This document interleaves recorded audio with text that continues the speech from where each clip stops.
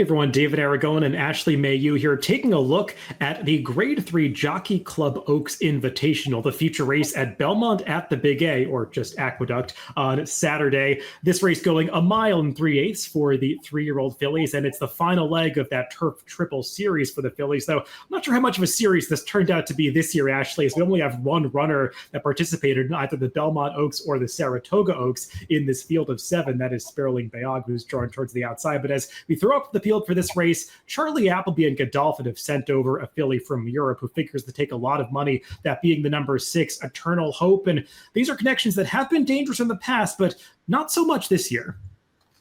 Yeah, this year has not been their time to shine, not the numbers that we've seen in years past. But I thought last time out she raced pretty well overall in that Group 2 event back on August 20th. And you wonder what she'll be able to do in North America for the first time. As we've said in the past, these stats have been very high for the outfit, but this year it's a different story.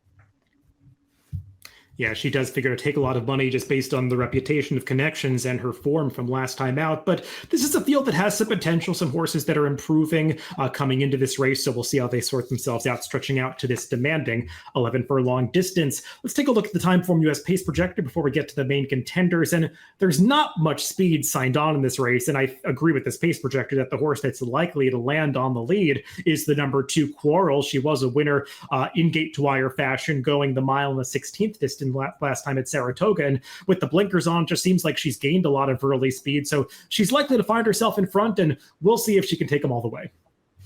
Yeah, we'll see if she gets lonely on the lead in here. She comes in this race off that win at 1 mile and a 16th, and I think from a pace perspective, there's not a lot of pace. There's also a big question here in terms of 1 mile and 3/8 for several of these fillies in this spot, so it kind of makes this a little bit challenging to go through and to handicap. Well, let's go through this field in post-position order, beginning with the number 1, Last Call. And we'll take a look at her most recent start at Kentucky Downs. Now, it's a little tough to spot her as they come into this long stretch of Kentucky Downs. She's the horse that's towards the back of the pack with the white shadow roll and the white cap that's about to move right down to the rail here, trying to sneak up the inside. And you can see she kind of has to pause there. Then she finds a seam and comes on through. It was a little bit of an awkward run through the stretch there, and she has to alter course late. Barely misses getting up for third. This was going the mile and 5/16 distance, so just a shade shorter than the 1 mile and 3/8 that she's going to be trying in this spot. So at least we know that she ran a decent race going a similar distance. And Ashley, she's a horse that broke her maiden in a Grade 1 in Atalma last year, hasn't gotten back to the winner's circle since then, but she's actually been in some decent form lately.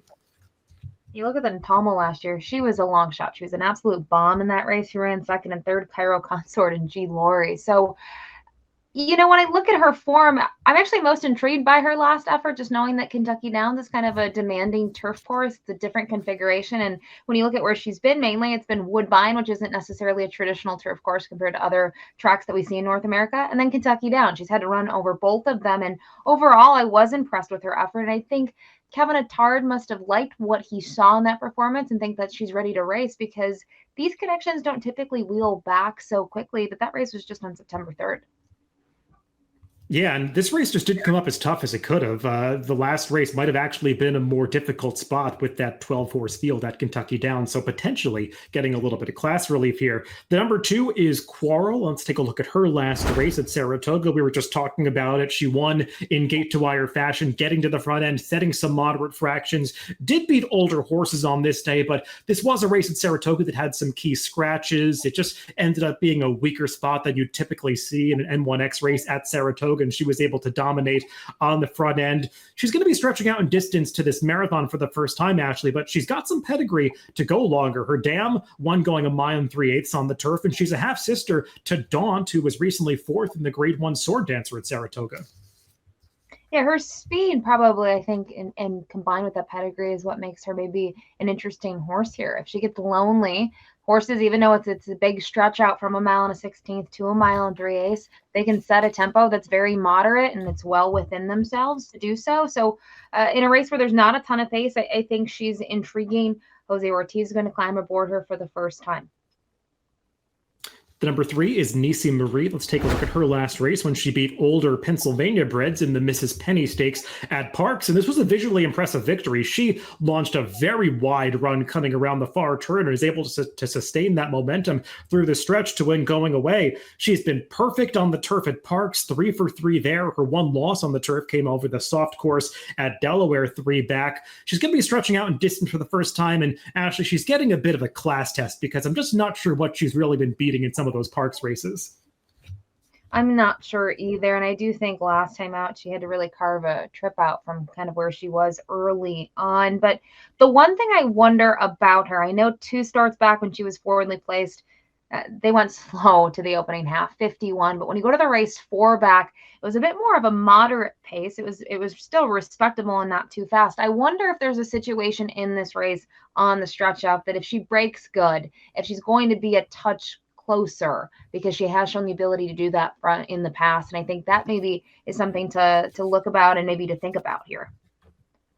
Yeah, I think that's a good point. Abner Adorno can be an aggressive rider at times, so I wouldn't be surprised to see her a little more forwardly placed. The number 4 is Stephanie's Charm, who's going to be a long shot in this spot. She has never won on the turf. She's 0 for 8 on the surface, did place in a couple of stakes races on the grass over the winter at Gulfstream, but she just hasn't really progressed that much since then. Finished behind Quarrel last time at Saratoga. A little bit of an awkward changing of course and upper stretch that day, but was never getting to that rival, so she'd have to improve quite a bit. She would, and she's one of 2 in the field that are 1 for something in their career. In her case, she's 1 for 14. The other horse is Last Call, but I think I can make a stronger case based on some of her performances up at Woodbine and that last out of Kentucky Downs, where Stephanie's Charm, she just doesn't offer enough, I think, in the late stages of a race to be a factor. And I just don't know now, stretching out, if she's going to be able to, improve off of those efforts. Yeah, the one thing I will say about her is there's a ton of stamina breeding on the bottom side of her pedigree. Her dam was going marathon distances in France, not with a ton of success, but she is one that has the potential to improve with some added distance. The number 5 is Highland Grace. Let's take a look at her most recent start at Belmont when she won an N1X allowance race against older horses going the 1.25 mile distance. And it looked like she was spinning her wheels coming around the far turn, not really going anywhere. But once Flavien Prat angled her out into the clear at about the 3/16 pole here, she just mows this field down pretty impressively in the late stages to win going away at the end. She's one that's been improving with every start. And I think you know that she's going to have no problem with the distance because she won going this far 2 back. And I thought it was impressive given the course conditions as well. The turf course was listed as yielding. She was cutting back from 1 3/8 to 1.25 miles, but she's been very strong throughout her career, I should say. Excuse me. Or only, if you want to call them poor efforts, were early on. She's faced a lot of races where horses have come back to win next out or to at least run well. So, she deserves a very, very long look in this spot. The number 6 is that horse I pegged as the morning line favorite, Eternal Hope, going out for Charlie Appleby. Let's take a look at her last race at Deauville in France when she was running in the Prix Alec. And she takes the lead in mid-stretcher, ranges up alongside of the eventual second place finisher, Lumiere Rock. They both get run down by Jana Rose in the late stages. Ashley, I think the big thing with her is that you don't have to worry about the distance too much because she won going 1.5 miles on the all-weather going back to her Lingfield race in May. This race we're looking at 1.25 miles, and she was facing some pretty good fillies. The first and second place finishers are nice horses. Jana Rose, a former Group 1 winner this season, and Lumiere Rock came back to win a Group 2 in her next start. So she's got solid form over distances that are similar to today's. Yeah, you mentioned, those 2 fillies in front of her, they're very, very nice to win those group events next time out. And, you don't have to worry about the distance with her. The only thing, as we've talked about, are the connections when they've been shipping over, not finding the same success. And it always is a little bit of a factor, no matter who's training them when they come to their first start at North America. What can happen? What can go right? What can go wrong? Do they break sharp? There's just so many things that are just little nuances that at a short price, the question is, she's the one that I think one or two in the field that can show that they can go long. Are you willing to take that price on her, knowing how things have been panning out for the connections in general?